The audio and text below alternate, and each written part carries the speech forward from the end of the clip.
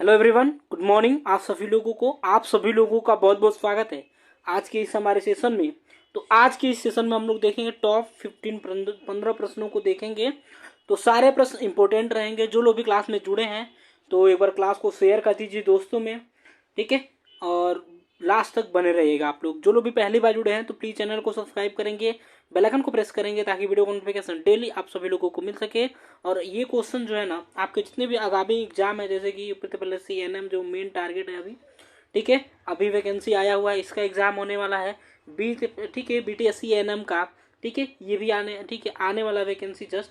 तो इसके लिए भी आप लोग रेगुलर ज्वाइन कर सकते हैं। आपका 9 बजे क्लास चलता है तो इसको फॉलो करेंगे, ठीक है। 15 प्रश्न रहेंगे, ज़्यादा कम टाइम में ज़्यादा, ठीक है, आपको आउटपुट देखने को मिलेगा। तो सभी लोग चलिए शेयर कर दीजिए पहले एंड वीडियो को लाइक करेंगे। पहले प्रश्न को देखेंगे, बताएंगे एक्लेम्पीसिया निम्न में से किस अंग को प्रभावित करता है। तो एक्लेम्पीसिया जो है किडनी को प्रभावित करता है, लिवर को, हृदय को, या उपयुक्त सभी। तो क्या हो जाएगा यहाँ पे, एक्लेम्पीसिया जो है किसको प्रभावित करता है दोस्तों, ऑप्शन डी हो जाएगा, यानी कि उपयुक्त सभी को। देखिए, ठीक है, एक्लेम्पीसिया क्या होता है, तो एक्लेम्पीसिया दौरे होते हैं जो प्री एक्लेम्पीसिया वाली महिलाओं में होते हैं और जिनका कोई अन्य कारण नहीं होता है। यहाँ पे क्या हो जाएगा, डी हो जाएगा। किसको प्रभावित करेगा, किडनी को, लीवर को, हृदय को, इन सभी को प्रभावित करेगा एक्लेम्पीसिया, ठीक है। चलिए तो आगे बढ़ेंगे, हम लोग नेक्स्ट क्वेश्चन को देखेंगे। सेकंड नंबर प्रश्न, एक बार सभी लोग जल्दी से क्लास को शेयर करिए और कमेंट बॉक्स में आप अपना ज्यादा से ज्यादा आंसर करिए। कार्पस ल्यूटियम की एक्टिविटी को मेंटेन रखा जाता है। तो कार्पस ल्यूटियम की एक्टिविटी को बताना है, ठीक है। कार्पस ल्यूटियम, ठीक है, ल्यूटियम क्या होता है, तो एक हार्मोन उत्पादक अंग है जो कि अंडाशय में होता है। क्या होता है, तो यह किसका, प्रोजेस्टेरोन नामक हार्मोन बनाने का कार्य करता है। कौन, तो कार्पस ल्यूटियम। तो क्या हो जाएगा, ऑप्शन बी हो जाएगा, प्रोजेस्टेरोन यहाँ पे हो जाएगा, ठीक है।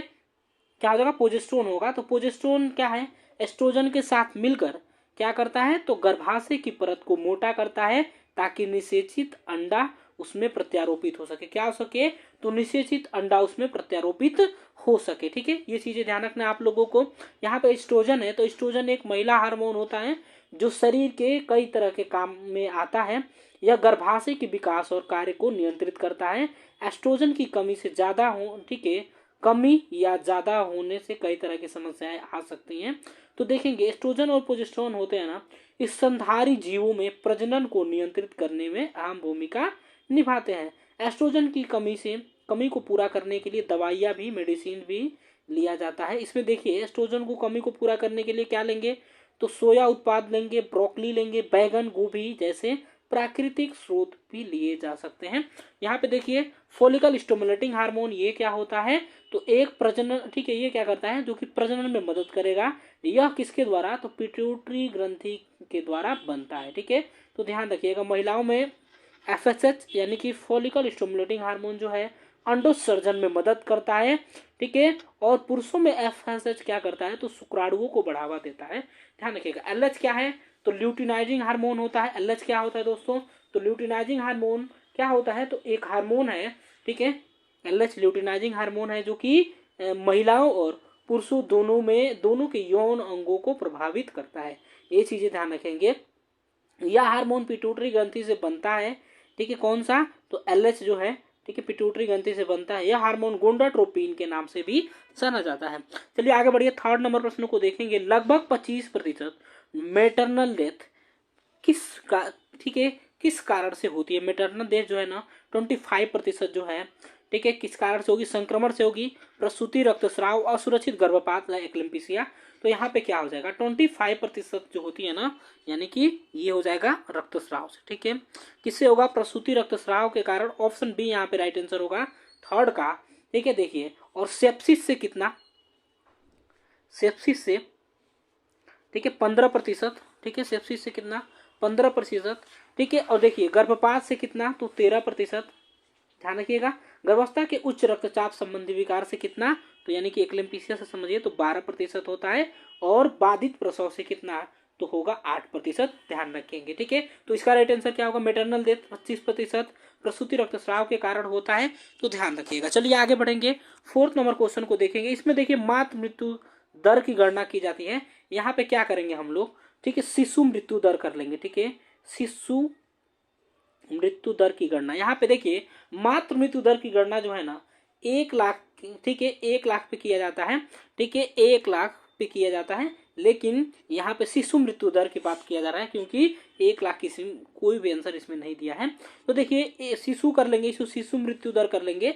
लेकिन देखिए उपरोक्त सब में से कोई नहीं भी हो सकता है, लेकिन शिशु में बदल दीजिए। तो शिशु मृत्यु दर की गणना प्रति 1000 जीवित जन्मों के बच्चों की संख्या पे किया जाता है। ये चीजें ध्यान रखना है, ठीक है। आगे बढ़िए, देखिए 5th नंबर, एक बार क्लास को सभी लोग शेयर करिए, ठीक है। जो लोग भी वीडियो को लाइक नहीं किए हैं तो वीडियो को लाइक कर दीजिए।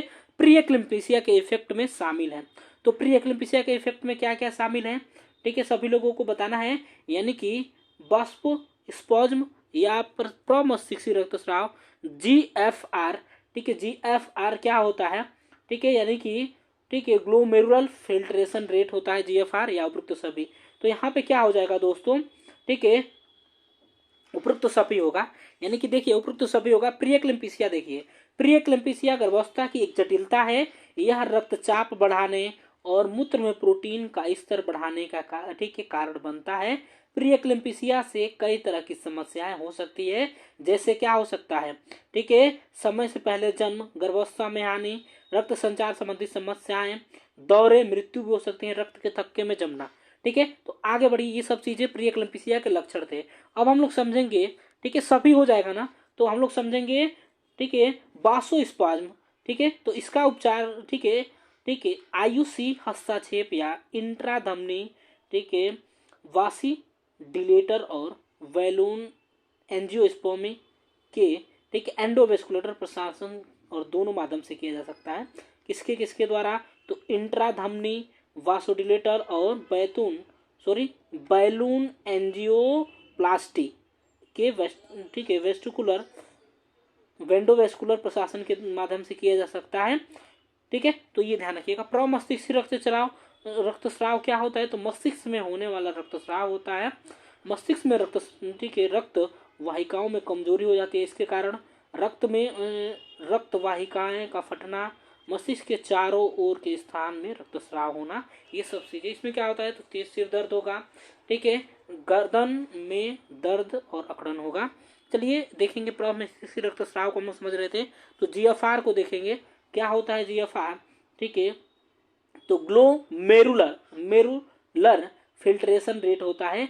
इसमें ठीक है क्या होता है, कमी, इसकी कमी का मतलब क्या होता है, किडनी की बीमारी हो सकती है इसके कमी से, ठीक है। ज्यादातर स्वस्थ लोगों में GFR जो होता है 90 या उससे ज्यादा होता है। 60 या उससे ज्यादा GFR को सामान्य माना जाता है। यहाँ पे देखिए 15 या उससे कम GFR का मतलब है कि आपके गुर्दे खराब हो सकते हैं, ठीक है। तो ध्यान रखिएगा। इसमें क्या होता है, तो किडनी भी फेलियर हो सकता है 15 या कम, ठीक है, उससे कम GFR रहेगा। तो आगे बढ़िए, नेक्स्ट क्वेश्चन को देखिए। बताएंगे निम्नलिखित में से कौन सा विटामिन स्टेरॉयड हार्मोन की तरह कार्य करता है, तो विटामिन A, ठीक है, रेटिनॉल, विटामिन B1, ठीक है, thiamine, vitamin D, calciferol, vitamin C क्या होता है आपका, तो विटामिन C एस्कॉर्बिक, इसकी कमी से स्कर्वी होता है। विटामिन D की कमी से क्या होता है आप लोग बताएंगे, रिकेट्स होता है।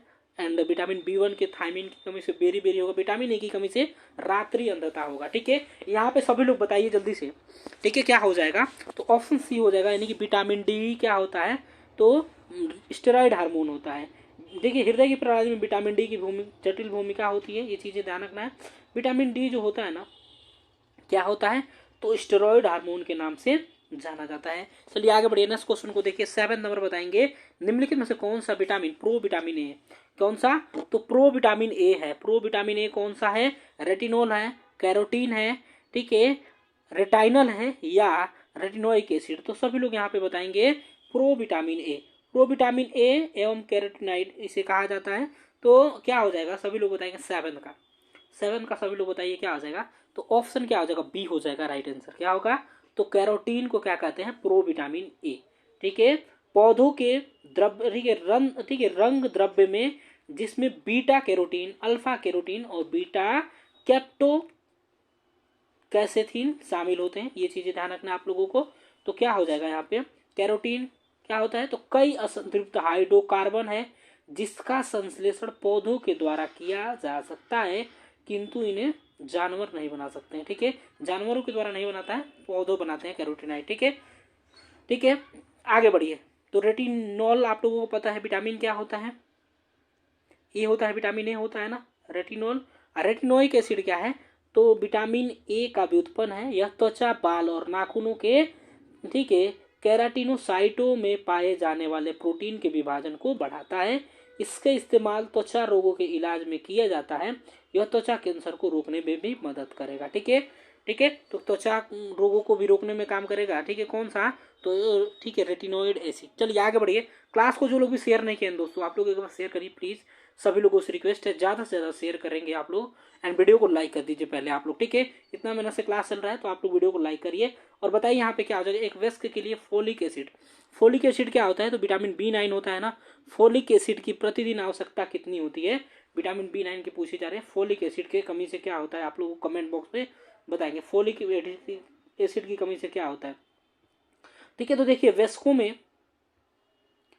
ठीक है, 40 mg या 400 mcg, ठीक है 40 mg हो जाएगा यहाँ पे, यानी कि 400 mcg है ना, ठीक है 400 mcg यानी कि माइक्रोग्राम फोलिक एसिड की रोजाना आवश्यकता होती है। किसमें, तो वयस्कों में। और देखिए जो गर्भवती महिलाएं हैं ना, ठीक है, महिलाओं को रोजाना 600 mg चाहिए होता है, महिलाओं को रोजाना 600 mg फोलिक एसिड की जरूरत होती है। ठीक है, एंड स्तनपान कराने वाली महिलाओं को 500 mcg, ठीक है mcg यानी कि माइक्रोग्राम है, ध्यान रखिएगा। ठीक है, एनीमिया को रोकने के लिए, इसके कमी से क्या होता है, एनीमिया होता है।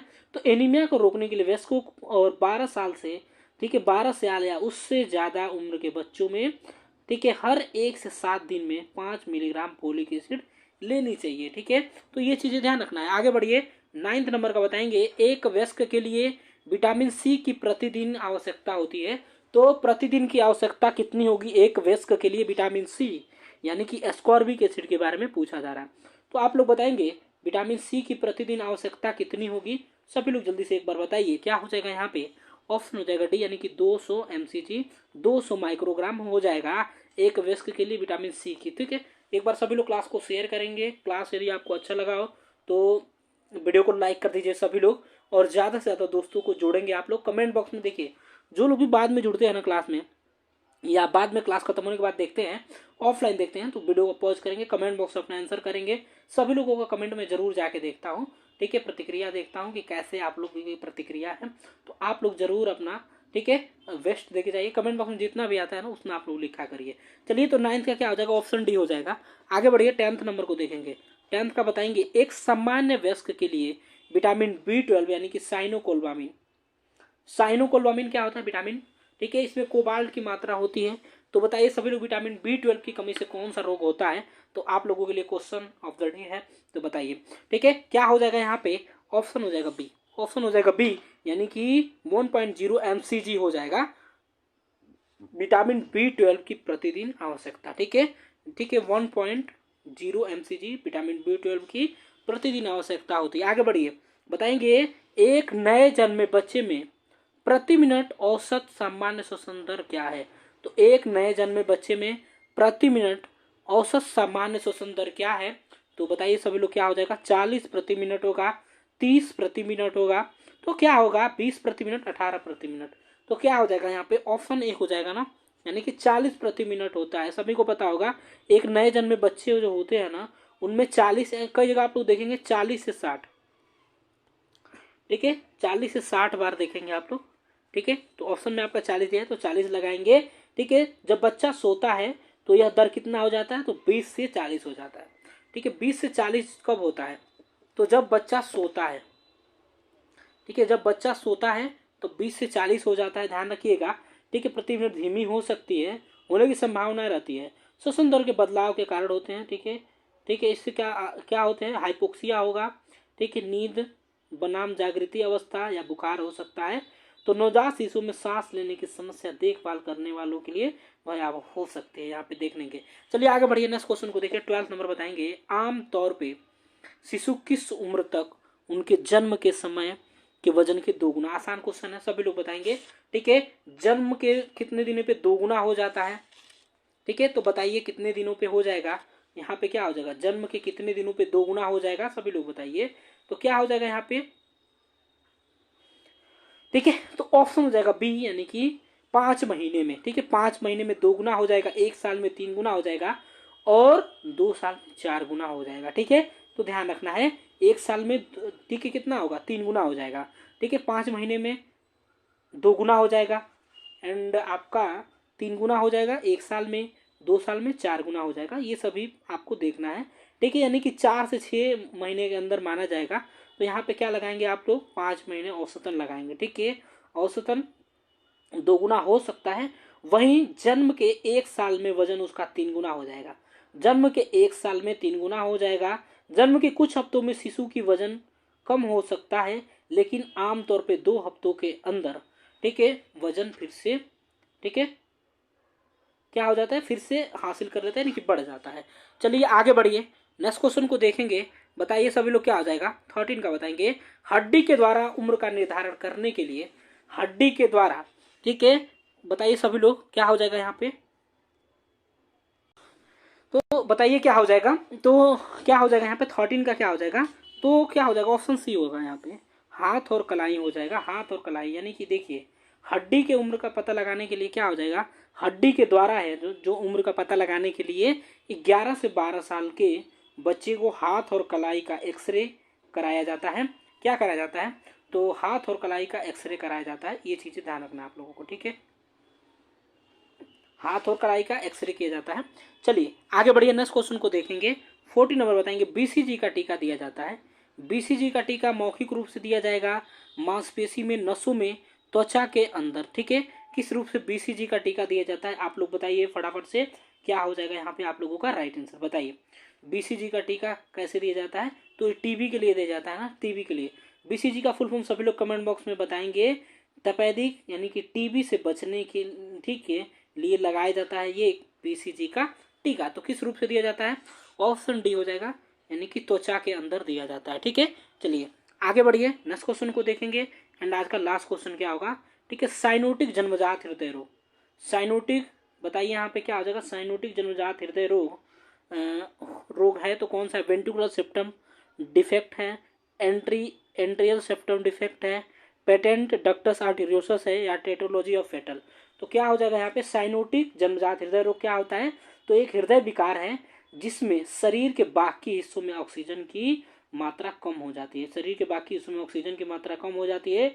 इस रोग में हृदय में दोष होने की वजह से शरीर तक ऑक्सीजन की मात्रा कम हो जाती है। ये चीजें ध्यान रखना आप लोगों को। इसमें क्या हो जाता है, त्वचा का रंग नीला हो जाता है, जिसे साइनोसिस कहा जाता है। तो इसका राइट आंसर क्या हो जाएगा, टेट्रोलॉजी ऑफ फेटल, ठीक है। टेट्रोलॉजी ऑफ फेटल क्या होता है, तो ध्यान रखिएगा, टेट्रोलॉजी ऑफ फेटल क्या होता है, एक जन्मजात हृदय दोष होता है, एक जन्मजात हृदय दोष होता है। चलिए तो ये रहे आपके 30 प्रश्न। मिलेंगे अगली क्लास में सभी लोगों से, तब तक के लिए bye bye, take care, thank you so much for watching, have a great day, bye bye and take care, thank you so much for watching. अपनों का ख्याल रखें, धन्यवाद सभी लोगों को क्लास में जुड़ने के लिए।